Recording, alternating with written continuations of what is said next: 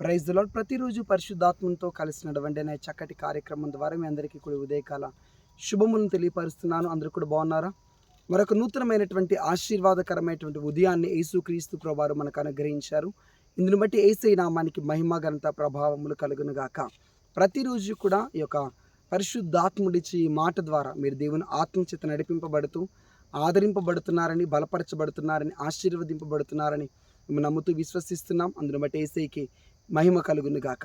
ఈ రోజును కూడా పరిశుద్ధాత్మ దేవుడు తన మాటను నీకు అందించి నీతో నిన్ను నడిపించాలని ఆయన ఆశపడుతున్నాడు. ఈరోజున ప్రభు నీతో మాట్లాడుతున్నాడు. నీవు ఆయన స్నేహితుడువు, నేను తన స్నేహితుడిగా చేసుకోవాలని ఆశపడుతున్నాడు. You are a friend of Jesus. ఎవరు యేసుక్రీస్తు ప్రభువారి స్నేహితులయ్యా అంటే ఈరోజు వాగ్దానాన్ని బట్టి యోహాను సువార్త 15వ అధ్యాయము 14వ వచనం, నేను మీకు ఆజ్ఞాపించు వాటిని చేసిన ఎడల మీరు నా స్నేహితులైందరు. పరిశుద్ధాత్ముడు మనం నడిపించాలనుకుంటున్నారు. పరిశుద్ధాత్ముడు మనకిచ్చినటువంటి మాటను యేసుక్రీస్తు ప్రభువారు మనకు ఆజ్ఞాపించిన ఆజ్ఞలను మనం చేసినప్పుడు మనం ఆయనకు స్నేహితులుగా ఉంటాం. ఎంత మాత్రం కూడా నువ్వు లోకంతో స్నేహం చేయొద్దు, లోక స్నేహితుడిగా ఉండొద్దు. లోకంలో ఉన్నదెల్లా కూడా శరీరాశ, నేత్రాశ, జీవపు డంబం. వీటిని నువ్వు కలిగి ఉన్నట్లయితే నువ్వు లోకాన్ని స్నేహిస్తున్నట్లు, లోకముతో వ్యభిచరిస్తున్నట్లు, లోకంతో నువ్వు స్నేహం చేస్తున్నట్లు. ఈ లోక స్నేహం దేవునితో వైరం. నువ్వు దేవునికి శత్రువుగా ఉండొద్దు, నువ్వు దేవునికి స్నేహితుడిగా ఉండాలి. మీరు దేవునికి విరోధులుగా ఉండొద్దు, దేవునితో మీరు వైరం కలిగిన వారిగా ఉండొద్దు. మీరు దేవునితో స్నేహం కలిగిన వారుగా, దేవునికి ఇష్టమైనటువంటి వారుగా, దేవుని స్నేహితులుగా మీరు ఉండాలి. ఎప్పుడు మనం దేవుని స్నేహితులుగా మార్చబడతామయ్యా అంటే ఆయన చెప్పిన ప్రతి మాటను, దేవుని వాక్యాన్ని మనం గైకొన్నప్పుడు.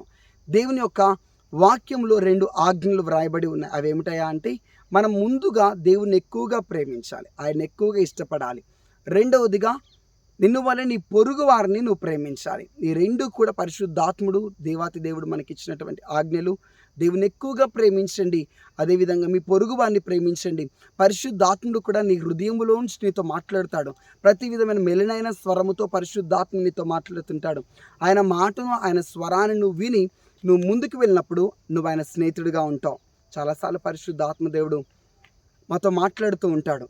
నువ్వు అక్కడికి వెళ్ళు, పలానా వారి దగ్గరికి వెళ్ళు, పలానది చెయ్యి, నువ్వు ఆ పని చేయి, ఈ పరిచర్య చేయి అని చెప్పేసి. కొన్నిసార్లు ఆయన మాటను విన్నా కూడా, ఎప్పుడైతే ఆయన మాటను విని కూడా మనం ఆయన మాట ప్రకారం చేయకోకుండా ఆయన మాటను త్రోసివేసి ఆయన మాటకు అవిధేయత చూపిస్తామో పరిశుద్ధాత్మ దుఃఖపడతాడు. ఆ స్నేహం అనేది దూరం అయిపోతుంది, ఆయన సన్నిధి అనేది దూరం అవుతుంది. పరిశుద్ధాత్మ నీ హృదయంలో నుంచి నీతో మాట్లాడుతున్న ప్రతి మెల్లనైనటువంటి స్వరానికి లోబడి ఆయన మాట ప్రకారంగా చేయి. కొన్నిసార్లు అది చెయ్యొద్దు, అది ముట్టొద్దు, వారితో మాట్లాడొద్దు, వారి దగ్గరికి వెళ్ళొద్దు, అది తినొద్దు, అది తాగొద్దు, అది నీకొద్దు అని పరిశుద్ధాత్ముడు నీ హృదయంలో నుంచి చిన్న చిన్న విషయాలు మాట్లాడుతూ ఉంటాడు. ఓబే, ఆ మాటను నువ్వు గైకొను, ఆ ఆజ్ఞను నువ్వు గైకొను, అప్పుడు ఆయనతో నువ్వు స్నేహం చేసిన వాడు అవుతావు. ప్రతిరోజు ఉదయాన్నే లేచి పరిశుద్ధాత్ముడా, నేను నీ స్నేహితుడు, నువ్వు నా స్నేహితుడవు, నన్ను మీరు నడిపించండి అని నీ స్నేహాన్ని ఆయనకు తెలియచేసి ప్రతిరోజు కూడా ఆయన నడిపింపు నువ్వు అడిగినట్లయితే ఆయనకు మీరు స్నేహితులుగా ఉంటారు. ఆయన మిమ్మల్ని నడిపించాలని ఆశపడుతున్నాడు, ఆయన నీకు స్నేహితుడిగా ఉండాలని ఆశపడుతున్నాడు. అబ్రాహాము కూడా దేవుడు ఆజ్ఞాపించినటువంటి ఒక మాట, ఆజ్ఞను, నీ కుమార్ని తీసుకొని వచ్చి నాకు బలివ్వు అన్నటువంటి ఆ మాటను లోబడి తన కుమార్ని సైతం తీసుకుని వెళ్ళి బలిపీఠం మీద పెట్టాడు. ఆజ్ఞకు లోబడ్డాడు. అప్పుడు దేవుడు చెప్పాడు, నువ్వు నా స్నేహితుడవు. అబ్రహాము దేవుని స్నేహితుడిగా పిలువబడ్డాడు.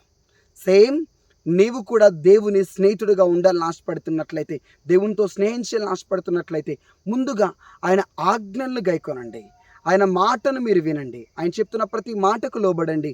అప్పుడు మీరు దేవుని స్నేహితులుగా ఉండబోతున్నారు. ఈ మాటలు మీ వినికిలో ప్రభు స్థిరపరిచి మీరందరూ కూడా ఆయనకు స్నేహితులుగా మార్చబడుదురుగాక. ఆమెన్. కళ్ళు మూసుకుందామా, ప్రార్థన చేద్దాం. యేసుక్రీస్తు ప్రభు, మేమెవరం కూడా లోకంతో స్నేహం చేయడానికి వీల్లేదు.